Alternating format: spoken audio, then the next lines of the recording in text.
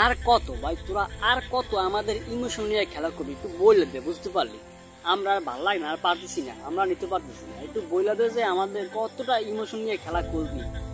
বিশাল শক্তিশালী বা পরাক্রমশালী জিম্বাবুয়ের সাথে বাংলাদেশ দল আজকের খেলায় যা খেলছে দেখার মতো, বুঝতে পারলেন ভাই? 197 রানে অল আউট, বুঝতে পারলেন? টেস্ট এই আউট, টি-20 না কিন্তু টেস্ট।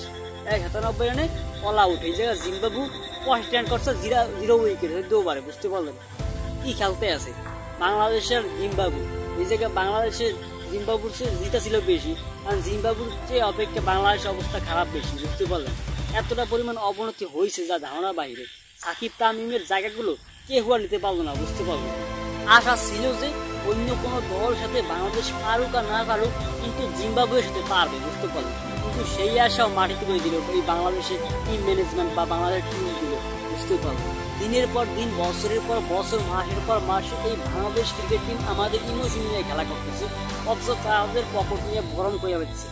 টাকা কিন্তু কম দিনে, বুঝতে পারলেন? বাংলাদেশ বিসিবি কিন্তু তাদের কোনো উন্নতি দেখতেছি না, অবনতি দেখতে চাচ্ছে।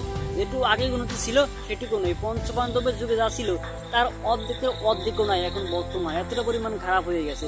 টেস্ট কন, টি-20 কেন, ওডিআই কেন, কোনোটাই বাংলাদেশের ভালো নেই ফর্মেট, সব জায়গায় খারাপ। তলই যেতেছে আস্তে আস্তে, উন্নতি আর হইতেছে না, দেখতেছি। বর্তমান যখন যেই জায়গায় হন, যেটাই হোক, ওই যে রাস্তায় নামলে, আন্দোলন করলে, গাড়ি ঘোড়া আটকালে সেটা ঠিক হয়ে যায়, বুঝতে পারলেন? সরকার সেটা সূর্য হয়ে ফেলায়। এখন আমাদের যারা ক্রিকেট প্রেমী আছি বা খেলা প্রেমী আছি, তাদের উচিত তাই ওই রাস্তায় নামুন, তাতে এদেরকে বাদ দিয়ে নতুন আর দল গঠন করে, বুঝতে পারলেন? এই বাংলাদেশ বিসিবির থেকে সব বাদ, এদেরকে বাদ দিয়ে নতুন করে গঠন করা, এছাড়া কোনো উন্নতি হইবে না। আমাদের বাংলাদেশের জীবনে উন্নতি হওয়া সম্ভব না, দেখতে আসি। এই যে যার দল আছে, নতুন একটা দল গঠন করছে, ওগুলো সব বাদ দেওয়া লাগে, তারপর যদি উন্নতি হয়। এছাড়া আর কোনো উন্নতি দেখতেছি না আমরা। বাংলাদেশে 11টা প্লেয়ারের মধ্যে খালি একটা প্লেয়ার করছে হাফ সেঞ্চুরি, মাত্র 56 রান। মুমিনুল হক না জানো কি নাম তার, ভুলে গেলাম।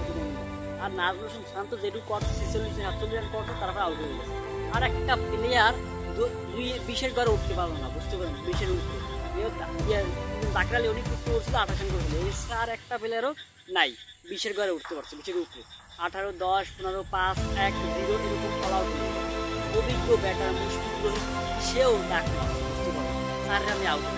এগুলোকে মানা যায়, এদেরকে দিয়া আর হইবে না। এরা অন্য অবসর প্রাপ্ত, এদেরকে বাদ দেয়।